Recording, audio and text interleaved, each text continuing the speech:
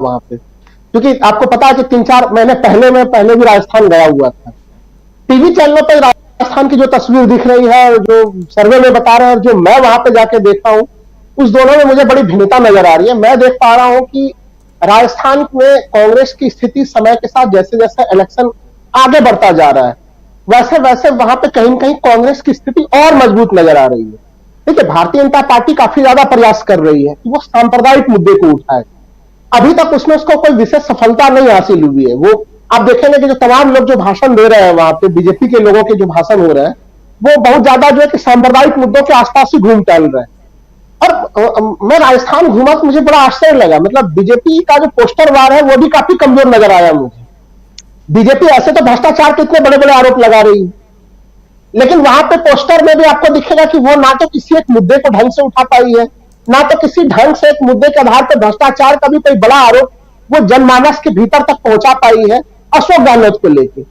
जबकि दूसरी तरफ अगर अशोक गहलोत को देखें तो जो उनके योजनाओं का धूम है वो धूम अब जनता के बीच में और बहुत ज्यादा है। अब विशेषकर जो उनके 25 लाख का जो चिरंजीवी योजना का जो धूम है, वो कि 25 लाख तक बीमा स्कीम को लेके उसने सवाई माधोपुर में मैं इस बार अभी मिला, वहां पे एक आरएसएस के कार्यकर्ता थे। उन्होंने अपने जो है कि हार्ट का ऑपरेशन कराया था, 13 लाख का बिल वो दिखा रहे थे कि उसमें 13 लाख के खर्च होते, और उन्होंने अपना बड़ा सफलतापूर्वक करा लिया। और उन्होंने हमसे कहा कि राहुल जी, मैं एक तरह से पब्लिकली में नहीं बोल सकता, लेकिन मेरा वोट मेरे जीवन में पहली बार जो है वो कांग्रेस पार्टी को जाएगा। आप समझ सकते हैं कि लोगों के मन में, अगर आप किसान मजदूर से भी बातचीत कीजिए तो वो कहते हैं कि भाई स्वास्थ्य एक ऐसा मसला है जिससे कि हम लोग अचानक से जो है कि गरीबी के खाई में पहुंच जाते हैं। तो जो अलग अलग और स्कीम्स लेके जो अशोक गहलोत उतरे हैं, उसका जवाब नहीं है। मतलब एक जो हम लोग जाते हैं ना कि जनता के बीच में जब आप इलेक्शन के समय में जाते हैं, और एक जो सत्तारूढ़ पार्टी होती है उसको लेकर एंटी इनकम्बेंसी फैक्टर होता है, वो आपको pro incumbency anti incumbency factor बड़ा मुश्किल है राजस्थान में खोजना। तो अगर आप जनता से पूछें कि यहाँ पर सड़कें टूटी हुई है, आप इसके लिए अशोक गहलोत को जिम्मेवार क्यों नहीं मानते? जैसे मैं उदयपुर में था तो एक गली में वहां पे सड़कें अच्छी से नहीं बनी हुई थी, मैंने सवाल पूछा, उस पर भी बचाव में लोग कह रहे थे कि अरे देखते ना, बीच बीच में हमेशा कभी ईडी, कभी इनकम टैक्स, कभी सीबीआई, ये लोग मुख्यमंत्री जी को परेशान किए हुए होते हैं। तो एक चीज तो तय मान लीजिए कि जिस तरह से चुनाव के अंतिम समय में केंद्र सरकार की एजेंसियां सक्रिय हो रही है, वो कहीं न कहीं कांग्रेस को लाभ पहुंचा रही है। ये मैं इसलिए कह रहा हूं क्योंकि इलेक्शन की शुरुआत हो चुकी थी, और उस समय जब मैं था वहां पे लगातार जो है कि ईडी, इनकम टैक्स, ये सारे जो है कि एक्टिव थे राजस्थान में, अलग अलग जगह पर उनके जम के छापेमारी चल रही थी, और वो जनता के बीच में चर्चा का विषय था। तो अब जनता जो बीजेपी चाह रही है कि उनके ऊपर भ्रष्टाचार का टैगलाइन लग जाए। जनता मानती है कि ये जो अगर आपके घर में ईडी, इनकम टैक्स आ रही है तो भ्रष्टाचार का टैगलाइन नहीं है, वो माना जाता है कि आप केंद्र सरकार के प्रति मुखर है, आप आजादी से अपना काम करना चाहते हैं, इसलिए आ रहे हैं। उसको लोग अब सम्मान के टैग के रूप में देख रहे हैं। ये एक बड़ा अंतर है। यानी आपको एक सहानुभूति फैक्टर भी आपके साथ आता है और आपके सम्मान में भी वृद्धि होती है। तो बीजेपी जो चुनाव के समय में जो इन संस्थाओं का प्रयोग कर रही है, वो बड़ी उनको मुसीबत में डालने वाली है। तो ये जो ओवरऑल जो पूरा मैं कह दूं राजस्थान को लेकर कि स्थिति, जैसा कभी हम लोग देखें कि जैसे हवा महल से महेश जोशी जी को टिकट नहीं मिला, तो अगर आप देखें वहां पे अभी तक जो है कि राठौर जी को भी टिकट नहीं मिला, शांति धारीवाल को टिकट नहीं मिला है। हालांकि अभी कुछ उनके टिकटों की सूची घोषित नहीं हुई, लेकिन लोग मान रहे हैं कि राठौर का टिकट कटना संभव ही है। वो तो कहने का मतलब यह है कि चाहे वो सचिन पायलट ग्रुप के भी बहुत सारे लोगों के टिकट कटे, अशोक गहलोत खेमे के भी टिकट कटे, आला कमान ने बिल्कुल फैसला उस तरह से लिया है कि भाई जीत के लिए जो अच्छी चीज है और अनुशासन कितना अनिवार्य चीज है, जिसके लिए कांग्रेस की आलोचना की जाती थी, वो तमाम तरह की चीजें आपको राजस्थान में दिखती है। तो राजस्थान में संतुलन, जिसको हम लोग कहते हैं कि बैलेंस, कांग्रेस पूरी एनर्जी के साथ है, उसमें कोई मतभेद की स्थिति नहीं है वहां पे, और पूरा कांग्रेस एकजुट होकर लड़ रही है। थोड़ा मैं आता हूं छत्तीसगढ़ के ऊपर। देखिए, मैं इकोनॉमिक्स का छात्र भी रहा हूं। छत्तीसगढ़ के मॉडल ने यह दिखा दिया है कि आप फ्रीबीज को लेकर जो आर्थिक हमले जो बीजेपी के लोग करते हैं, कि हालांकि उनके घोषणा पत्र में शामिल रहा वो सारा चीज। पहले तो मैं ये कहूंगा कि बीजेपी ने जो अपना घोषणा पत्र छत्तीसगढ़ में जारी किया है, वो जारी इसलिए किया कि उनको पहले से पता है कि उनको पूरा नहीं करना, वो मनोभाव वही है। क्योंकि देखिए, जब आप हर कोई ये सवाल पूछ रहा है इस देश में कि अगर केंद्र सरकार में आप करें और आप करें कि हम छत्तीसगढ़ में जो है कि गैस सिलेंडर 500 रुपया में देंगे, तो भाई पूरे देश के लोगों को क्या नफरत है आपको? आप केंद्रीय स्तर पर निर्णय लेकर गैस सिलेंडर के दामों को 500 कर दीजिए। और जो किसानों का कर्ज माफी हुआ, तमाम योजनाओं को उन्होंने लागू किया है, अभी भी उनका फिजिकल डेफिसिट जो वित्तीय घाटा है वो 3% से ऊपर नहीं गया है। तो छत्तीसगढ़ ने दिखा दिया है कि अगर लोक कल्याणकारी कार्यों को अच्छे से संपादित किया जाए, उसके ऊपर जनता पे खर्च भी किया जाए, तब भी वो बोझ नहीं बनता। उन्होंने इंफ्रास्ट्रक्चर पर भी खर्च बढ़ाया है, तमाम तरह की चीजों को किया है। तो इस पूरे प्रकरण में जनता को जो 2018 में जो वादे किए गए थे, उन वादों को पूरा करने के बावजूद भी छत्तीसगढ़ का जो आर्थिक ढांचा है वो अभी भी बिल्कुल मजबूत बना हुआ है।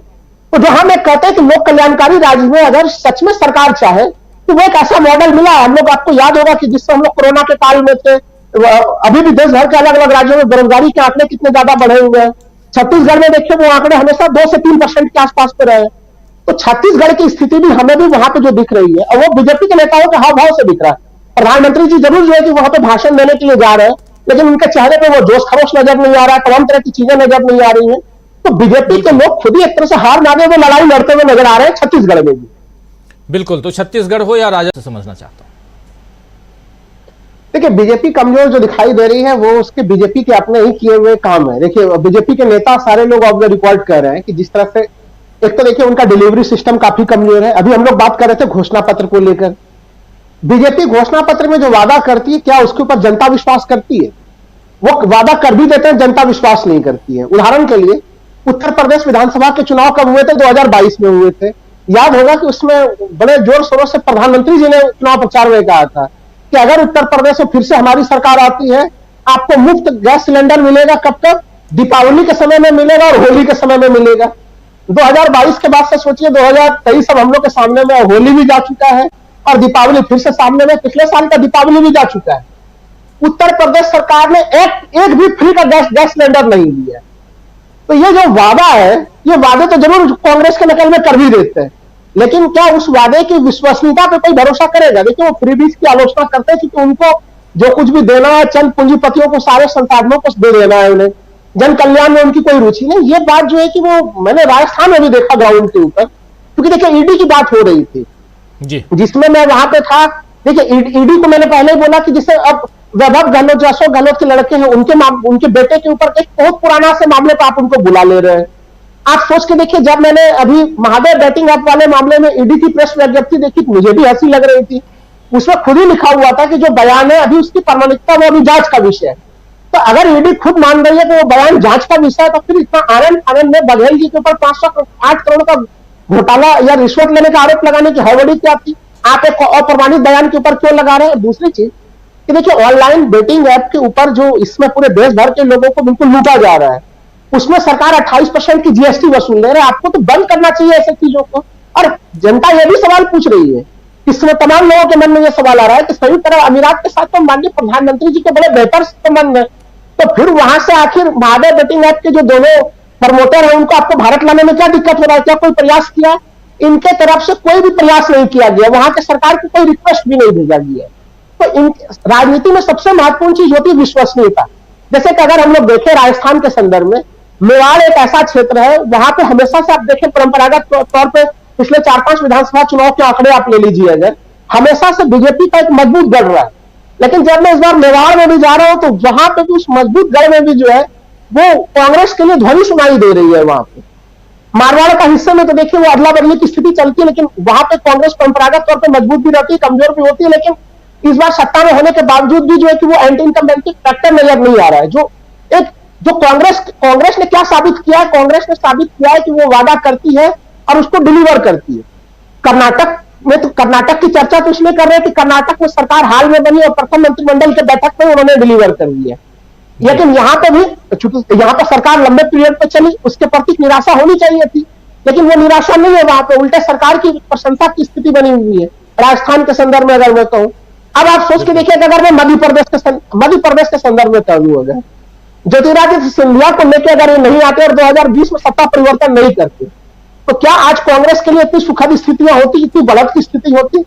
अभी भी तमाम जो मैं जब जमीनी स्तर पर गया था, ग्वालियर चंबल संभाग अभी भी वो बीजेपी के लिए सबसे संकट की स्थिति बनी हुई है। हर कोई देखिए, जिससे भी आप बात कीजिए वहां पे जाके, हर कोई आपको ये कहता है कि गद्दारों का परिवार है, गद्दारों का परिवार है। और उस एरिया में भारतीय जनता पार्टी को भारी नुकसान हो रहा है। तो आपने ज्योतिरादित्य सिंधिया को अपने पार्टी में लेके कांग्रेस के लिए बड़ा काम खुद ही कर दिया। अब पूरी कांग्रेस एकजुट है और भारतीय जनता पार्टी में जो कि टूट फूट की स्थितियां मौजूद है। मैं कह रहा हूं कि दूसरे जो सारे सेक्शन है, अगर वहां पे तो कांग्रेस काफी बढ़त हुए है, एक दो सेक्शन को आप देख लीजिए तो हर तरफ जो है कि मध्य प्रदेश में भी कांग्रेस की स्थिति बढ़त की स्थिति में बनी हुई है। केवल भोपाल के कुछ रीजन में आप देखेंगे थोड़े बहुत आपको भाजपा के लोग वहां पे मिलेंगे। तो ये स्थितियां इसलिए आ रही है कि जो प्रधानमंत्री जी जो बोलते हैं कि वो, या उनकी जो छवि है कि वो लगातार कुछ भी झूठ बोलते हैं, उनके बातों की विश्वसनीयता की गारंटी नहीं बची है। आप देखिए उत्तर प्रदेश, ये सरकार केंद्र में पहली ऐसी सरकार है जो कैबिनेट मंत्रियों का विस्तार करती थी तो उसके बगल में जाति लिख के विस्तार करती थी, तो कांग्रेस के ऊपर आरोप लगाती थी कि आप जाति की राजनीति कर रहे हैं। अब प्रधानमंत्री जब खुद अपने चुनावी भाषण में कहते हैं कि मैं ओबीसी का प्रधानमंत्री हूं, ओबीसी जाति का प्रधानमंत्री हूं, इसलिए हमें गालियां दी जाती हैं। राजीव जी, इन्होंने गाली को बड़ा मुद्दा कर्नाटक में भी बनाने का प्रयास किया था।